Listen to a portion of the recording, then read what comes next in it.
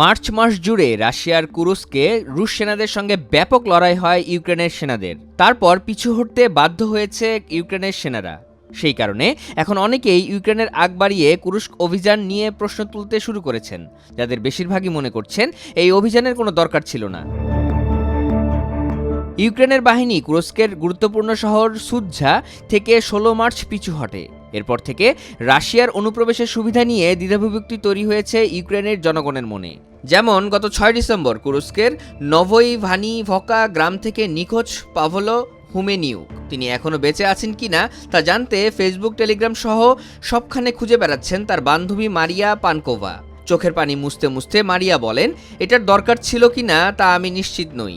আমরা অনুপ্রবেশকারী নই, আমরা শুধু আমাদের এলাকায় ফিরে পেতে চাই। আমাদের রাশিয়ার কোনো এলাকার দরকার নেই। কুরস্কের লড়াইয়ে একটি হাত হারানো সৈনিক ওলেক্সকি দেসেভি বলেন, আমি এই অভিযানের কোনো যুক্তি দেখতে পাই না। আমাদের এই অভিযান শুরু করাই ঠিক হয়নি। ইউক্রেনের প্রেসিডেন্ট ভ্লাদিমির জেলেনস্কিও স্বীকার করেছেন কুরস্কে তার বাহিনী কঠিন পরিস্থিতিতে পড়েছে, তবে তার সেনাদের রুশ বাহিনী ঘিরে রেখেছে বলে রাশিয়ার প্রেসিডেন্ট ভ্লাদিমির পুতিনের দাবিকে প্রত্যাখ্যান করেছেন তিনি। এ প্রসঙ্গে ইউক্রেনের সেনাবাহিনী জেনারেল স্টাফ আন্দ্রি গনাটভ জানান, কুরস্কে এই অভিযানটি পরিচালনা হয়েছিল রাশিয়ার উপর চাপ বাড়াতে, রুশ সেনাদের মনোযোগ ভিন্ন দিকে ফেরাতে এবং ইউক্রেনের রুশ বাহিনীর আক্রমণ প্রতিরোধের লক্ষ্যে।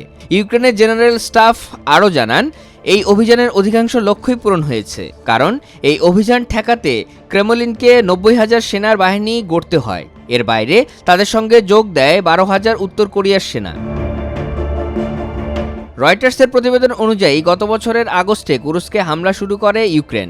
আকস্মিক এই হামলায় চমকে গিয়েছিল গোটা দুনিয়া, কারণ রাশিয়ায় 1941 সালের নাৎসি হামলার পর এত বড় হামলার ঘটনা আর ঘটেনি।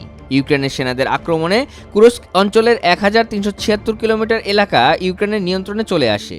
কিয়েভ এ আক্রমণে মেরিন ও বিমান বাহিনীর সেনা ব্যবহার করে, তবে বিশাল এলাকা নিয়ন্ত্রণ ধরে রাখার জন্য অপ্রতুল হয়ে দাঁড়ায় সেনা সংখ্যা। ফলে সেনা সংকটে কয়েক সপ্তাহের মধ্যে খাদের কিনারায় চলে আসে ইউক্রেনের নিয়ন্ত্রণ। ইউক্রেনের পার্লামেন্টের নিরাপত্তা ও প্রতিরক্ষা কমিটির আইন প্রণেতা সেরহি রাকমানিন জানান, আক্রমণের শুরু থেকেই রসদ সরবরাহ ব্যবস্থা গুরুতর জটিল ছিল, কিন্তু প্রতিপক্ষ রাশিয়ার ছিল পর্যাপ্ত সংখ্যক সেনা সুবিধা। আর গত বছরের শেষের দিকে প্রশিক্ষিত বাহিনীর সঙ্গে ড্রোন সুবিধা যুক্ত করে রাশিয়া। একই সঙ্গে তাদের সঙ্গে যোগ দেয় উত্তর কোরিয়ার সেনারাও, আর তাতেই কোণঠাসা হয়ে পড়েন ইউক্রেনের সেনারা। মূলত শান্তি চুক্তির আগে কুরস্ক অঞ্চল থেকে ইউক্রেনের সেনাদের হটিয়ে কিয়েভের হাতে থাকা একটি দর কষাকষির গুটি ছিনিয়ে নিয়েছে রাশিয়া। এদিকে রাশিয়া ও ইউক্রেনকে যুদ্ধবিরতিতে যেতে চাপ দিচ্ছেন মার্কিন প্রেসিডেন্ট ডোনাল্ড ট্রাম্প। তবে রাশিয়ার দাবি, ইউক্রেনে তারা যে 1/5 ভূখণ্ডের নিয়ন্ত্রণ নিয়েছে, তারা এর দখল ছাড়বে না।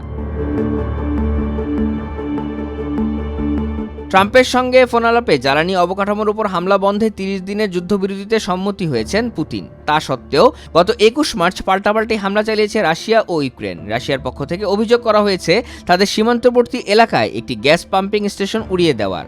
এদিকে রুশ বাহিনীর হামলায় জাপোরিঝজিয়া সহ কয়েকটি অঞ্চলে 5 জন নিহত হওয়ার খবর পাওয়া গেছে।